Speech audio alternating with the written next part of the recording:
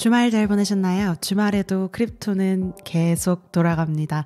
뉴스가 많네요. 가보시죠. 안녕하십니까. 사라 JK 리모트와 함께하는 데일리 크립토 뉴스의 사라입니다. 반갑습니다. 데일리 크립토 뉴스는 비트코인, 이더리움, 전세계 암호화폐, 블록체인 업계 소식을 매주 평일 전해드리고 있습니다. 2월 19일 월요일 에피소드 시작합니다. LST 관련된 내러티브를 수많은 프로젝트에서 밀고 있는 가운데 강력한 레이어 1 솔라나 체인에서는 어떻게 하고 있나 한번 들여다 봅니다. 그중 흥미로운 새 프로젝트 예고가 있어서 가져와 봤는데요. 바로 마진파이입니다. 마진파이는 2024년 초에 탈중앙화 스테이블 코인인 YBX라는 코인을 출시한 예정입니다. 이 런칭으로 암호화폐에서 가장 수익률이 높은 스테이블 코인을 만들 야망이 있다고 하는데요. YBX는 마진파이의 LST 유동성을 담보로 발행이 된다고 합니다. 지토 SOL, MSOL, BSOL 등과 같은 서로 다른 LST의 파트너들도 새로운 YBX 코인의 발행 시 담보로 자산을 제공할 수 있고요. YBX의 좋은 점을 한번 소개를 해보면요. 솔라나 스테이킹 수익률인 8% 정도 수익률을 맛보실 수 있고 MEB의 이익도 볼 수가 있습니다. 지토의 MEB 클라이언트를 사용하는 LST이고요. 또한 대출 수익률까지 마진파이로 얻게 된다고 합니다. 여기서 MEB는 Maximal Extractable Value의 약자로 채굴자나 검증인이 블록 보상이나 거래 수수료 외에 블록 생산에서 획득할 수 있는 최대 가치를 의미합니다. 이는 트랜잭션 순서를 추가하거나 제외하거나 재정렬함으로써 가능한 일이고요. 돌아와서 이 스테이블 코인을 왜 만들었는고 하니 솔라나 디파이가 현재 스테이블 코인으로는 USDC에 거의 전적으로 의존을 하고 있고 이는 문제라고 생각을 했다고 합니다. 그래서 USDC를 한번 보시면 USDC는 작년에 패깅이 무너지는 것을 보기도 했고요. 그 말인즉슨 1USDC가 1달러가 아니게 되는 그런 상황이 왔다는 거죠. 그리고 USDC는 완전히 중앙화되어 있는 스테이블 코인이라 그런 부분도 문제라고 제기를 했고요. USDC, USDT, 다이, 프락스 또는 기타 중앙화된 스테이블 코인에 대한 대안으로 이 YBX를 사용하게 하겠다. 이런 야망을 밝혔습니다. 아직 런칭하지 않았지만 신기한 컨셉이라 가져와 봤는데요. 이 탈중앙화 스테이블 코인을 만든다는 것이 사실 굉장히 어렵습니다. 이전에 많은 시도가 있어왔고 지금 요새 다이나 고도 굉장히 어려움을 겪고 있지만 스테이블 코인이 결국에는 우리가 실제 사용하는 법정 화폐랑 가치를 동일하게 유지하는 것인데 그 일을 탈중앙화 결국에는 이 스테이블 코인을 이용하는 사람들에게 맡기겠다는 거거든요. 완전하게 시장에 이 가격이 유지될 수 있도록 맡기겠다는 건데 이 알고리즘을 어떻게 짜느냐, 이 가격을 어떻게 유지하느냐, 그러면서도 이 스테이블 코인을 사용하는 사람들에게 권한을 어떻게 나눠주느냐, 이런 여러 가지 복잡한 부분들이 있기 때문에 스테이블 코인이 스테이블하게 유지가 안 될 수도 있는 부분이 제일 어렵거든요. 그래서 그런 점에서 이런 실험을 하는 프로젝트가 또 재미있다고 생각을 해서 가져와 봤고요. 물론 런칭까지 좀 지켜봐야겠지만 만약에 관심이 있으신 분들은 이 컨셉 한번 공부해 보시는 것도 재미있을 것 같습니다. 또 하나의 트윗을 가져왔는데요. 여기서는 암호화폐와 인공지능의 주요 교차점에서 다룹니다.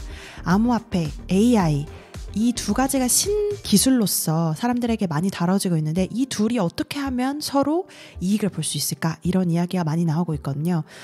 지금까지 사람들이 제시를 했던 여러 가지 모델로는 예술, 음악, 패션, 게임, 데이팅 앱, 검증, 탈중앙화 컴퓨팅, 다오 이런 것들을 제시를 했었는데 그렇다면 어떻게 구체적으로 서로 이익을 줄 수 있을지 암호화폐의 경우에는 AI 기술이 UX를 개선하고 그 다음에 보다 더 창의적인 온체인의 사용 사례를 만들어낼 수 있다. 이렇게 제시를 했었고요. 또 탈중앙화 조직이나 스마트 컨트랙트의 능력을 향상할 수 있다. 결국에는 지금까지 우리가 암호화폐 기술을 사용해왔던 데이터 기록들이 있기 때문에 이것을 인공지능 알고리즘에 넣어서 더 나은 능력을 가질 수 있게끔 개선해 볼 수 있겠다는 거겠죠. 그리고 애플리케이션, 인프라 이 모든 분야에서 새로운 공간을 열어줄 수도 있겠다. 인공지능 기술 자체가 우리가 기존에 가지고 있던 데이터들을 알고리즘에 넣어서 더 나은 우리가 기존에 했던 실수와 성공 사례를 다 분석을 해서 빠르게 어떤 것이 더 좋은 결과를 낳을 수 있는지 그 다음 스텝을 결정하는데 굉장히 중요한 역할을 해왔었잖아요. 그런 식으로 이용이 될 수 있겠다 이렇게 제안을 했고요. 그러면 인공지능 기술의 경우 암호화폐 기술이 어떻게 도움을 줄 수 있느냐에 대해서도 4가지 한번 제안을 했습니다. 이 작가의 경우 진위성이나 출처 증명 문제를 암호화폐 기술이 해결해 줄 수가 있다. 그리고 오픈소스 모델이나 데이터 세트에 대한 조정도 강화할 수 있고 컴퓨팅이나 데이터 부트스트랩에 도움이 될 수 있다. 그리고 크리에이터와 에이전트가 AI 이후에 경제 관련돼서 직접 참여할 수 있도록 지원할 수 있다. 아무래도 암호화폐 기술 자체가 블록체인 기술을 이용하다 보니까 어떤 특정 데이터의 진위성 그리고 출처의 증명 이런 것들을 강화할 수 있고 보안의 측면에 있어서 굉장히 도움이 될 수 있기 때문에 그 부분을 강조한 것 같고, 그 다음에 암호화폐 기술이 또 하나 자랑할 만한 것이 인센티브 시스템, 경제적인 인센티브를 제공을 해서 특정 모델이나 특정 프로덕트에 수많은 사람들이 자의적으로 참여할 수 있도록, 그래서 그 프로덕트 개발하는데도 더 의미 있게 발전할 수 있도록 하는 것이 장점이었잖아요. 그런 부분들이 AI 기술에도 적용이 될 수가 있겠다 이렇게 제안을 했습니다. 암호화폐 기술, 인공지능 기술의 교차점은 사실 수년간 계속 탐험을 하고 있는 분야인데요. 아직까지는 주요 내러티브가 돼서 수면 위로 올라오는 프로젝트는 없는 것 같습니다.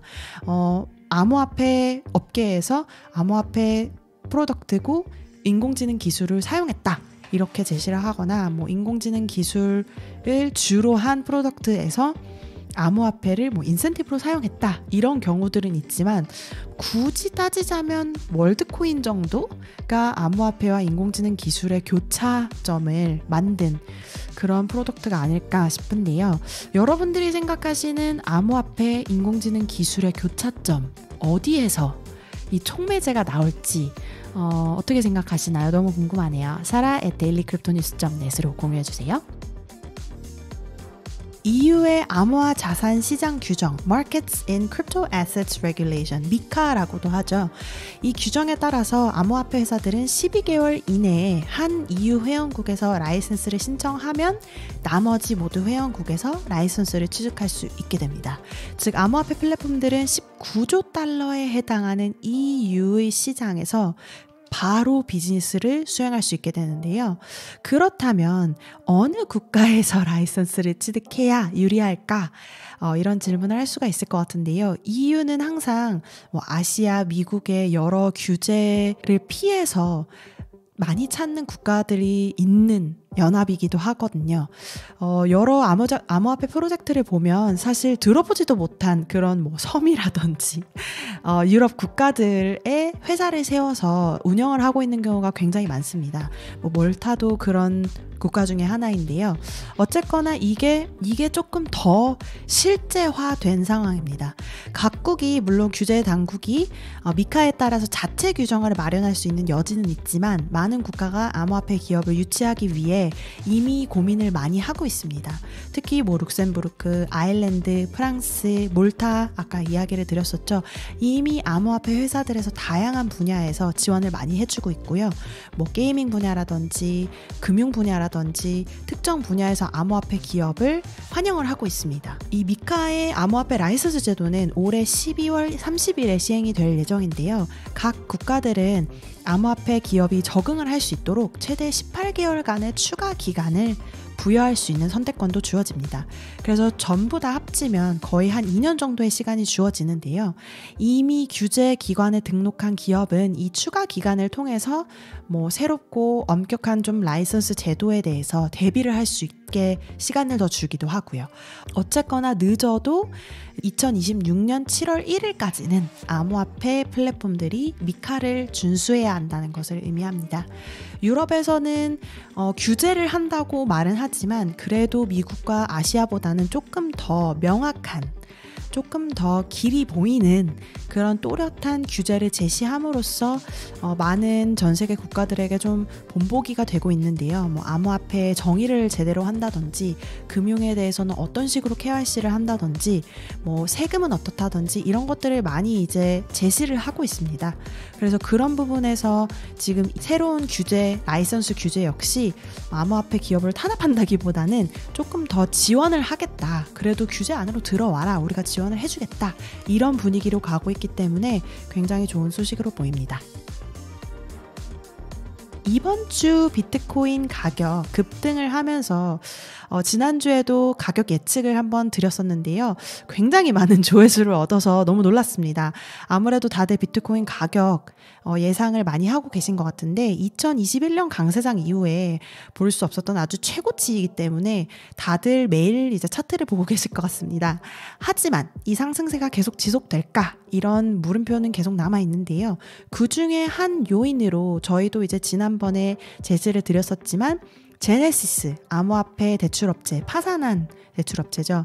지난 요 몇 주간 미국 파산판사가 이 제네시스에 대해서 16억 달러 규모의 그레이스케일 비트코인 트러스트 GBTC 주식을 매각할 수 있도록 허가를 했었죠.